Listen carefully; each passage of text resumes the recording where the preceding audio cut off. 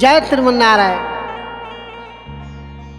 आई रुतबे के फिर भजन की दुनिया में एक बार फिर लेके चलतनी। ये भजन वो समय के बाद जौन समय राम लक्ष्मण भरत शत्रुघ्न जी जनकपुर में बानी, बरात सज के गईल बा। द्वारे बरियात लगला के बाद जब राम चारों भाई माड़ों में प्रवेश कैले बानी आ माड़ों में उतरल बानी तो सखी लोग देखत लोग कहते कि आहा वाह कितना सुंदर रूप लागत। सखी सखी लोग से बतियावता लोग कहता लोग कि ऐसन आज ले हमनी के जनकपुर में कोनो सुकुमार नाई, धन सीता के भाग बा ऐसन सुकुमार लोग के कुमार लोग के देखे के मौका मिले। आपस में बतियाओ तलो हंसी मजाक करता लोग कहत लोग का कि सखी है दूल्हा के भौरी आखी देख ले ना। ये सखी तनी दूल्हा के देखो ना कितना सुंदर लागत है। कि सखी है दूल्हा के भौरी आखी देख ले ना। जैसन पहुना हमार ओइसन कतहु के हुना। जैसन पहुना हमार ओइसन कतहु के हुना।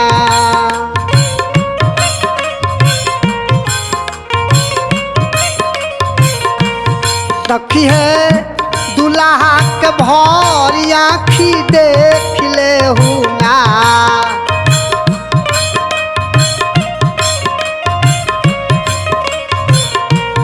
सखी है दूल्हा के भौरी आखी देख ले ना। जैसन पहुना हमार ओइसन कतहु के हुना। जैसन पहुना हमार ओइसन कतहु के हुना।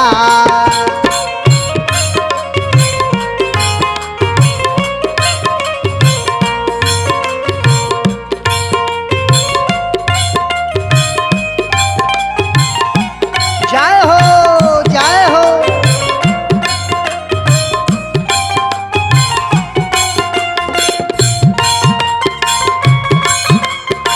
सखी लोग आपस में बतियावता लोग प्रभु के दुल्हा के निरेखता लोग अरे आ कहता लोग प्रभु के रूप के वर्णन करता लोग आ आपस में कहता लोग का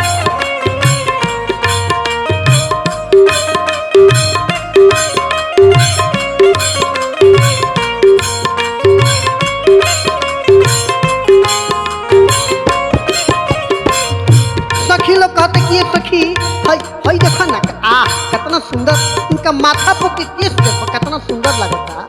कहता लोग का कच्चा घुंघराले मौरिया सवारे।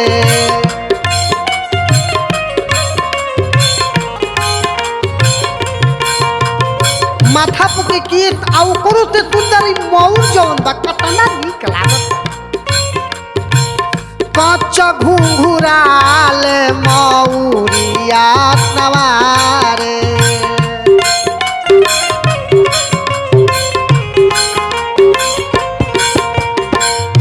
नैन का जरा रे आधार अरुणा रे।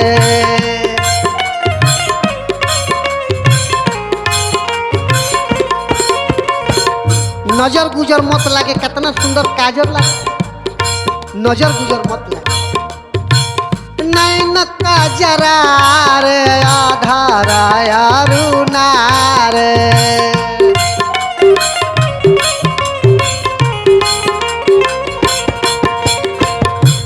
भाल तिलक विशाल शोभे बंद बहुना।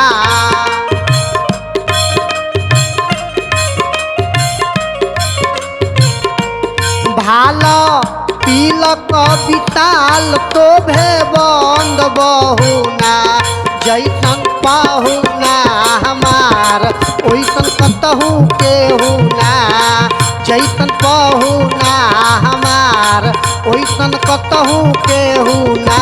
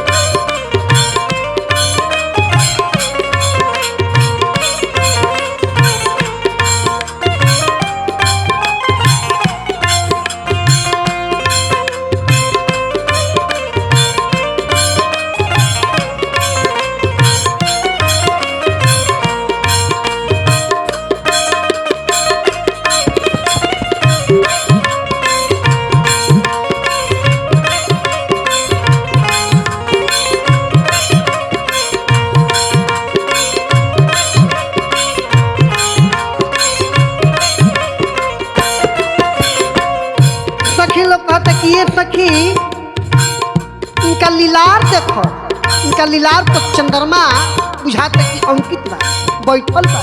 कहता लोग आनन पकोटी चंदारा माँ जड़ल बा।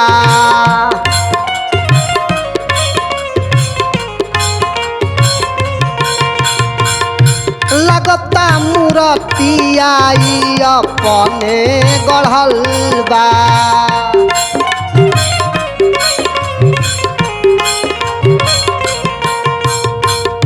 एकदम सुंदर मूर्त ब्रह्मा के भी बस की बात लिखे गढ़े कि बुझाता कि मूर्त अपने आप गढ़ल। लगता मूर्ति आई अपने गढ़ल बा।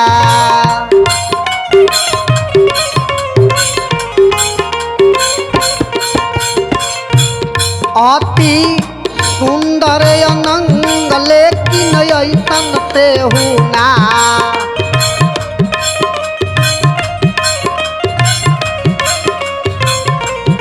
अति सुंदर अनंग लेकिन ऐसन से हुना। जैसन पहुना हमार ओइसन कतहु केहू नाम। जैसन पहुना हमार ओइसन कतहु केहू ना।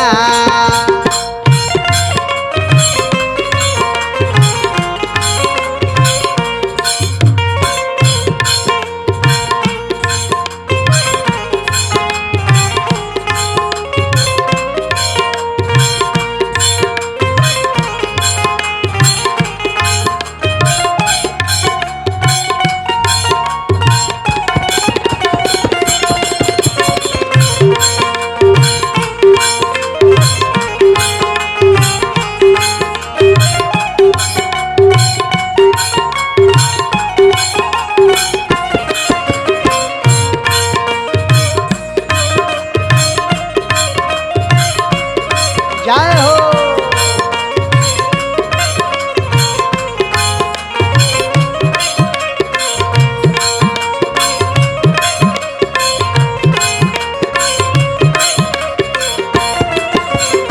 हे सखी जनकपुर के पावन धरती आज सफल हो।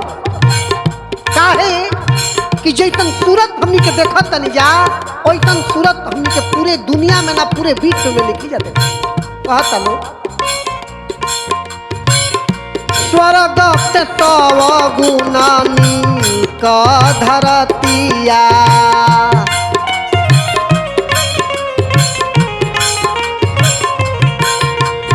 काहे जहवा विराजे ऐसन मोहनी मूर्तिया।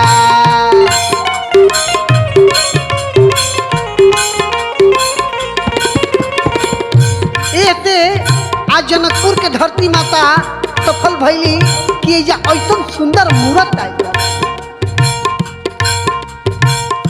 जहवा विराजे ऐसन मोहनी मूर्तिया।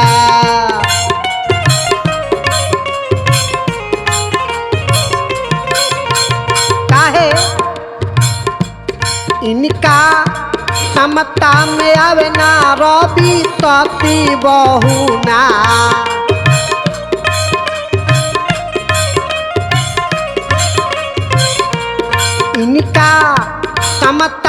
आवे ना रवि सती बहुना जैसन पहुना हमार ओइसन कतहु केहू ना जैसन पहुना हमार ओइसन कतहु केहू ना।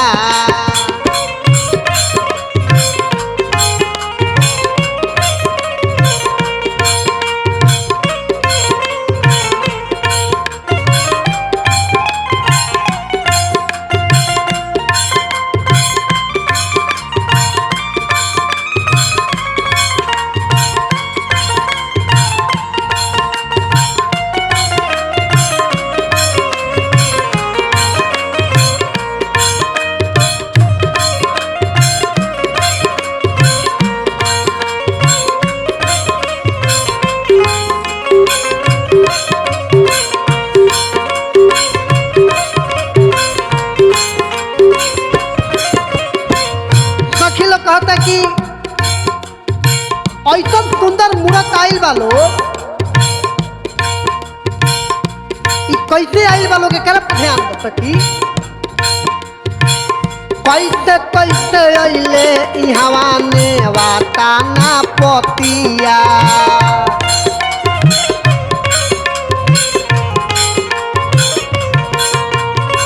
महाराज जनक जी जब धनुष जग के प्रण ठनले न्योता भेजले तो सगरे न्योता गई रहे सखी बाकी ए लोग के न्योता ना ऐसे कैसे कैसे आइल बड़े तो ब्रह्मा जी के कहतल कैसे कैसे अइले इहवा ने वाता ना पतिया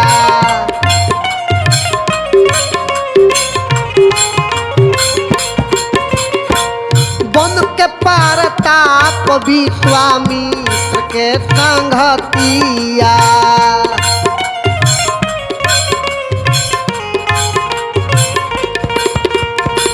तो विश्वामित्र बाबा की देन बा कि उनका चलते ही लोग आ गए न तो लोग खोले बन के पार ताप विश्वामित्र के संगतिया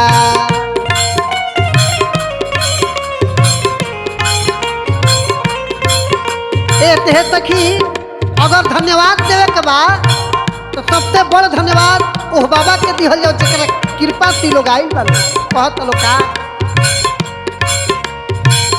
बक्सर वाले बाबा के धन्यवाद देहू ना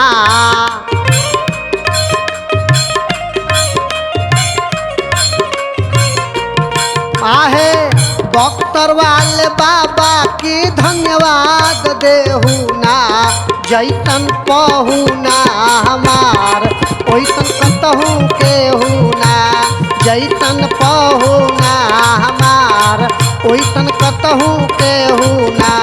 सखी है दुल्हा के भर आँखी देख लेहू ना सखी है दुल्हा के भर आँखी देख लेहू ना जैसन पहुना हमार ओइसन कतहु केहू ना जैसन पहुना हमार ओइसन कतहु केहू ना जैसन पहुना हमार ओइसन कतहु केहू ना जैसन पहुना हमार ओइसन कतहु केहू ना।